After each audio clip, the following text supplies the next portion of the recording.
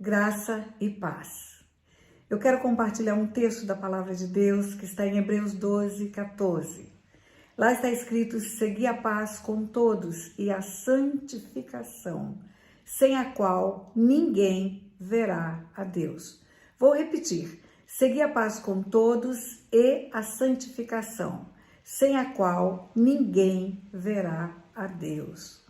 São dois pré-requisitos para ver Deus.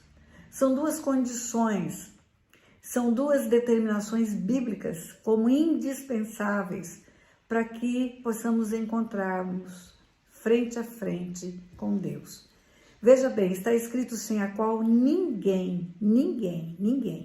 nenhuma pessoa verá a Deus se não seguir a paz com todos e se não seguir a santificação.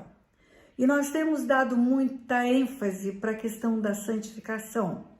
Nosso ministério tem como enfoque primordial cura e libertação das pessoas. Falamos de deixar para trás o pecado, arrepender-se do pecado. Falamos de romper com os pactos feitos com as trevas. Falamos de retirar as raízes de iniquidade, heranças espirituais malignas, limpeza espiritual de coisas que foram compartilhadas ou contratadas com as trevas. Mundo espiritual, mundo natural. O homem abre portas e fecha portas para o mundo espiritual, temos dito isso. E essa parte é uma questão espiritual, é uma questão de cura e de libertação. A santificação é um resultado de ser nova criatura. Deixar o que para trás ficou, o que furtava não furta mais, o que mentia não mente mais.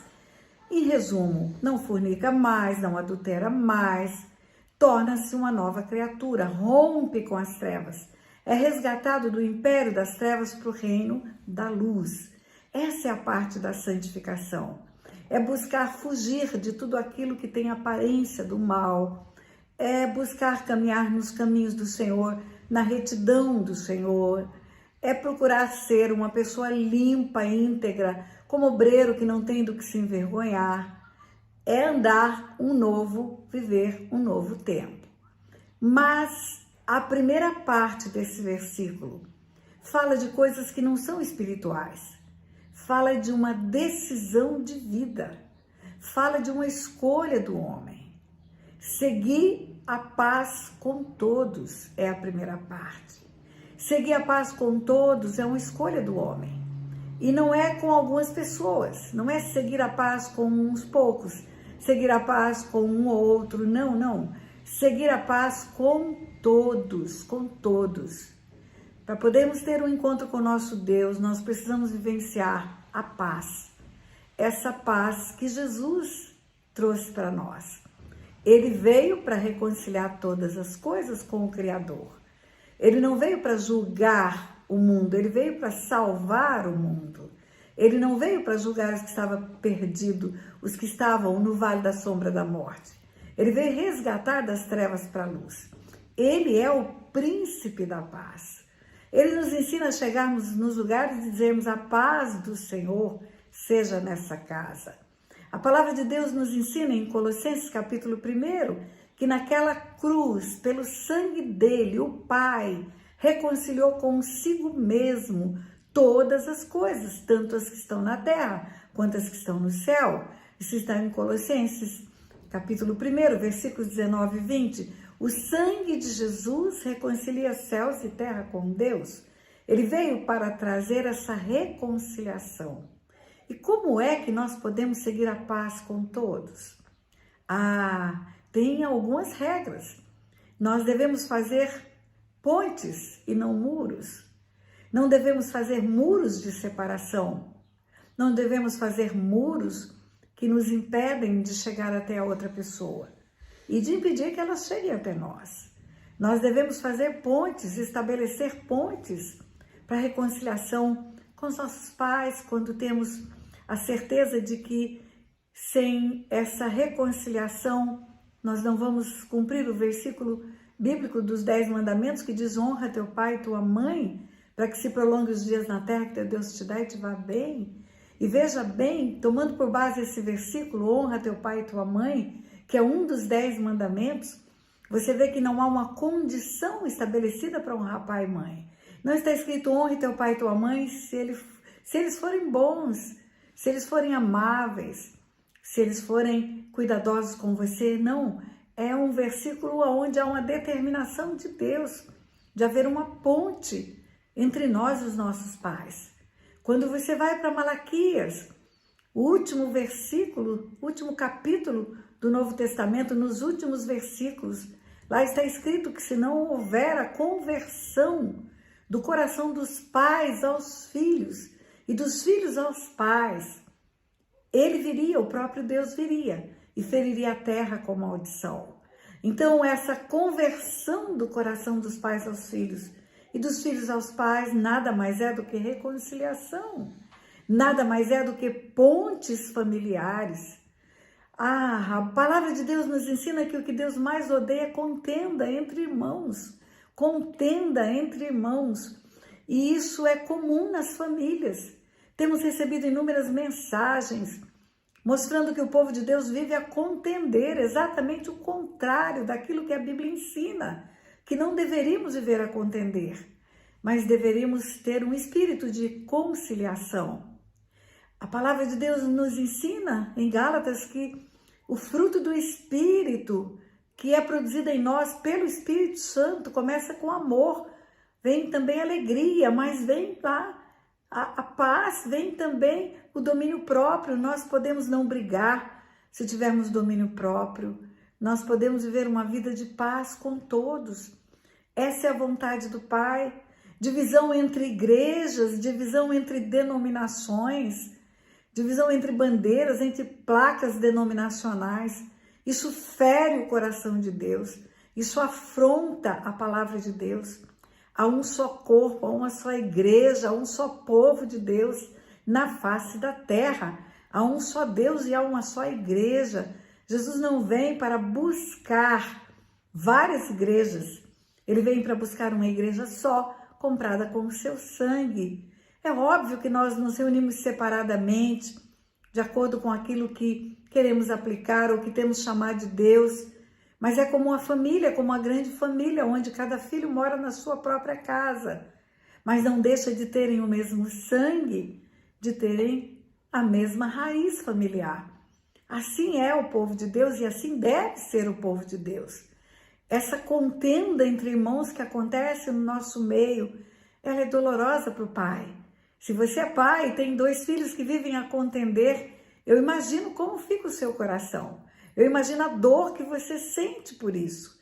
Agora pense no nosso Deus, o nosso Pai, o Deus Todo-Poderoso, vendo pastores que não se falam, vendo líderes que não se falam, vendo igrejas que disputam, ficam brigando por lugares. Isso é terrível para o coração de Deus. A igreja do Senhor deve ser uma prova viva de união na face da terra. E se nós não tivermos união, como que nós vamos pregar isso? É mais importante reconciliação do que julgamento. Julgamento de condenação, porque os julgamentos que fazemos sempre são de condenação. Dificilmente julgamos para absolver alguém. Nós não estamos aqui para julgar. A Bíblia fala que com a mesma medida que julgarmos, seremos julgados. Nós estamos aqui para perdoar, para reconciliar, para fazer pontes. A sabedoria de Deus quando nos ensina que nós devemos estabelecer uns com os outros uma unidade em amor, suportando-nos uns aos outros em amor. Não é fácil, somos diferentes, cada um tem um temperamento, cada um tem um jeito de ser, mas se nós conseguirmos conviver em amor com as pessoas, nós vamos tolerar as diferenças que temos. Certamente, se pesarmos numa balança os defeitos que eles têm, aqueles com os quais vivemos a contender, e colocarmos na mesma balança as qualidades que eles possuem, as qualidades pesarão mais do que os defeitos. Mas sabe por que contendemos? Porque focamos nos defeitos, porque focamos naquilo que não nos agrada. Nós criamos imagens mentais das pessoas. Eu até acredito que quando Deus fala não façais imagens, Ele não está falando só da imagem de escultura para adorar, Ele está falando de imagens mentais, protótipos humanos que nós criamos. Se não for desse jeito, não serve para mim. Se não for dessa forma, não me agrada. E nós criamos na nossa mente o projeto de um homem perfeito. Mas eu tenho uma notícia para te dar, só tem um varão perfeito e o nome dele é Jesus, só. Os outros todos, nossos maridos, nossos filhos, nossos amigos, nossos discípulos, nossos vizinhos, todos eles têm uma imperfeição, mas todos eles têm qualidades que são preciosas e únicas, talentos únicos que Deus deu, valores únicos que Deus colocou. Se você olhar para a pessoa que está do seu lado, vai saber que ela tem imagem e semelhança de Deus. E nela há algo de Deus que certamente não é um defeito, que certamente é uma qualidade, é um talento, é um dom. E aí eu vou completar para você o conselho. Aprenda como um garimpeiro a procurar pedras preciosas, a buscar aquilo que é valoroso em uma pessoa. Não carrega o lixo. O garimpeiro, quando ele vai procurar pedras preciosas, ele despreza aquilo que é o lixo, aquilo que não é precioso. E ele leva para casa só aquilo que é precioso, só aquilo que tem valor. E todas as vezes que olharmos para uma pessoa como um garimpeiro, nós veremos certamente o que tem de valor, de precioso. E muitas vezes essa preciosidade não está pronta e acabada ainda. Quando um garimpeiro encontra um diamante, uma pedra bruta, essa pedra ainda precisa ser lapidada para se transformar numa joia. Ela precisa ser aperfeiçoada, ela precisa ser melhorada, ela precisa ser burilada. E certamente temos ao nosso redor pessoas que já são preciosas pela sua essência, pela sua natureza, mas ainda não foram buriladas, trabalhadas por Deus, pelo Espírito Santo, não permitiram esse trabalho de Deus. Então ainda não tem o brilho de um diamante lapidado. São foscas como um diamante bruto, mas tem muito valor em si própria. Eu creio nisso. E por isso é que eu busco viver em paz com as pessoas. Por isso é que eu busco perdoar o tempo todo. Quem conhece o meu testemunho sabe quantas feridas, quantas dores eu vivenciei na infância. Mas eu escolhi perdoar. Eu escolhi perdoar todas as pessoas. Eu escolhi fazer pontes e não fazer muros. Aquelas que ainda estavam vivas, que eu pude procurá-las e fazer uma reconciliação, ao invés de uma separação, eu fui atrás e fiz. E isso me trouxe muita segurança de que eu estou no centro da vontade de Deus. Muita segurança. E aí eu vou repetir o versículo: segui a paz com todos. Com todos. Com todos. Repita comigo: com todos. E a santificação, sem a qual ninguém verá a Deus. A mesma medida que você tem usado para santificar-se, use essa medida para reconciliar-se. Use essa medida para perdoar.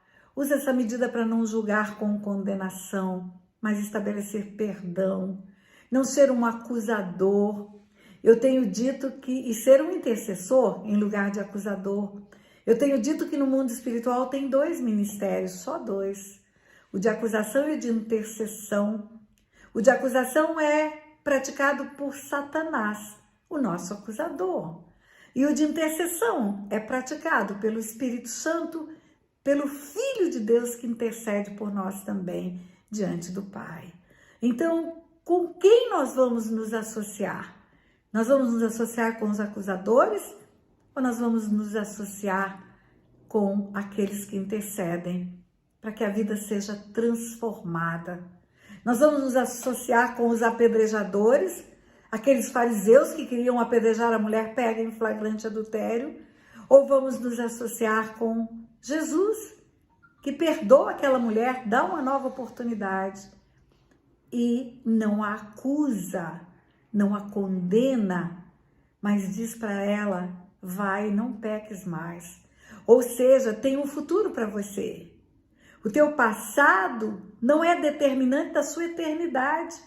Se você tiver um futuro de mudança, e se cada um de nós olhar para si mesmo, vai ver quantas coisas foram consertadas em nossas vidas, quantas transformações nós tivemos, quanto melhoramos, deixamos de ser um diamante bruto, porque a nossa natureza já era imagem e semelhança de Deus. Mas muito do que fazíamos glorificava o inimigo de Deus e não a Deus. Mas agora que conhecemos esse Deus, que seguimos a santificação, que buscamos a presença dele, nós mudamos. Então, nós podemos seguir a paz com aqueles que ainda não mudaram. Interceder para que eles mudem e caminharmos na terra como Jesus caminhou. Ele disse, o novo mandamento vos dou, que vos ameis uns aos outros, como eu vos amei. E nisso conhecerão todos que sois meus discípulos.